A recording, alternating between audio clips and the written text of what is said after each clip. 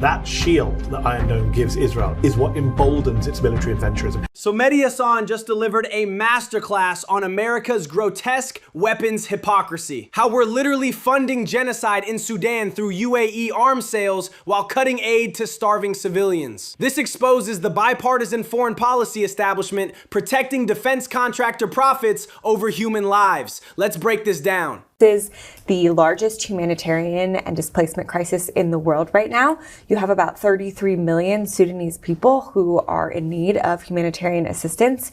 Literally, people are starving. They are resorting to eating animal feed or leaves. 33 million people. That's the entire population of California and New York combined. This isn't some natural disaster, it's a man-made famine created by weapons we sold flowing through our UAE allies to fuel this slaughter. And you have to remember, the people in Darfur, this is their second genocide in about 20 years. And so I'm really disheartened that we, as the US, haven't done more in either the Biden administration or the Trump administration to end this war and actually use our leverage to get the outside actors who are funding and fueling this war to stop and to make sure we actually get a real resolution. The first Darfur genocide killed 300,000 people between 2003 and 2005. Now we're watching round 2 unfold with the same international neglect. Both Bush and Obama failed then, Trump and Biden are failing now, proving this transcends party politics. Yes, and that's part of what I've been trying to get the US to do, is to say we are the biggest seller of weapons to the UAE. The UAE is the biggest funder and armor of the RSF, which has been found by our State Department to have committed genocide. This is money laundering for genocide. American taxpayers fund weapons to UAE. UAE funds RSF militias. RSF commits State Department confirmed genocide. The defense industry profits while Sudanese children starve. That's the brutal math of our foreign policy. They've literally lied to me to my face. We know that they have a very good lobbyist here in DC that tries to do a lot of this, but the fact of the matter is this war would not be continuing if the UAE was not funding and sending weapons to the RSF. UAE spent over $12 million on DC lobbying in 2023 alone. That's the price tag for buying silence while they fund genocide. These lobbyists literally lie to Congress members' faces because the human cost is just overhead for their arms dealing operation. Able to feed people. They were often the only people who were able to get into these really hard to reach areas where people are literally starving. There were soup kitchens shut down overnight. About 80% of their kitchens have been shut down because of the Trump administration's foreign assistance cuts. Trump's cutting food aid while continuing weapon sales to UAE represents the worst possible approach. Starving civilians while arming their killers. Even his America First rhetoric is hollow when we're subsidizing foreign militias committing genocide with American weapons. What Israel has done in Gaza for the past 3 years as a genocide. So here's how I think about it. So I used to work in genocide prevention, and genocide is a technical legal determination. And so I have decided in my time in Congress to only call something a genocide once there's been a finding of genocide by either our State Department or the ICJ, which has happened in Sudan and has not yet happened in Israel. Now, do I think it is very likely a genocide happened in Gaza?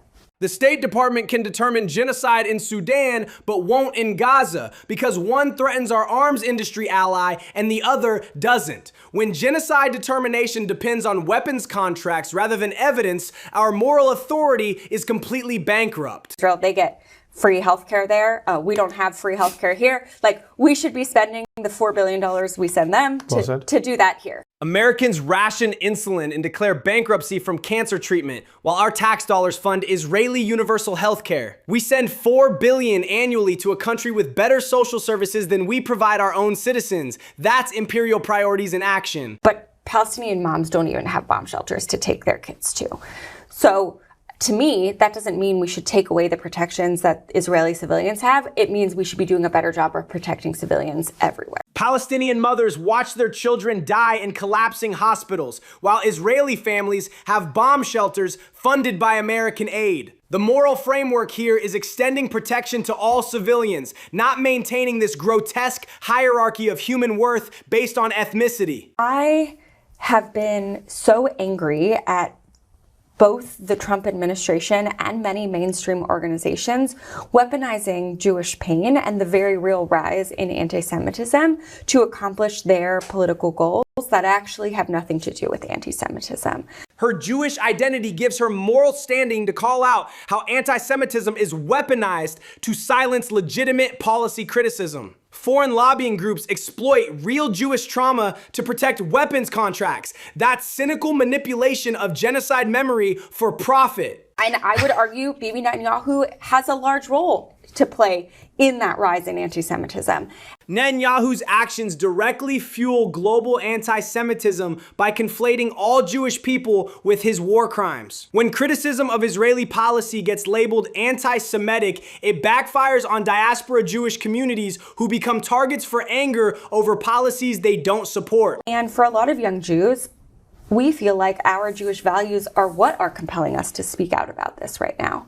Awesome. And it's really hard when the people who, were there teaching us these Jewish values, are saying that we're doing something wrong or hurting our community.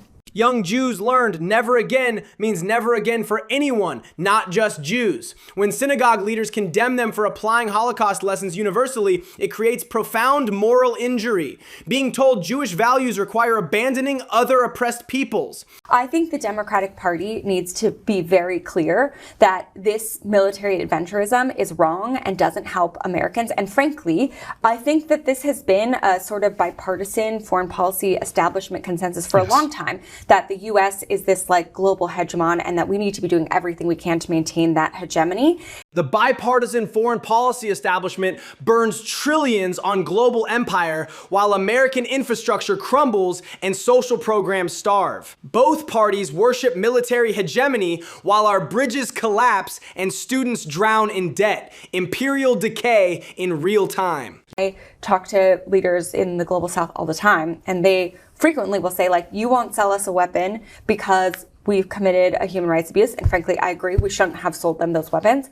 But then you go and you fund the UAE, you send weapons to Israel, what? Double standard. We deny weapons to African countries for human rights violations while flooding Israel and UAE with advanced systems despite their documented war crimes. This racial double standard destroys American credibility. Global South nations increasingly reject our hypocritical leadership entirely. The culture on Capitol Hill. So do a lot of my colleagues have affairs? Yes. Is that an open secret? Yes.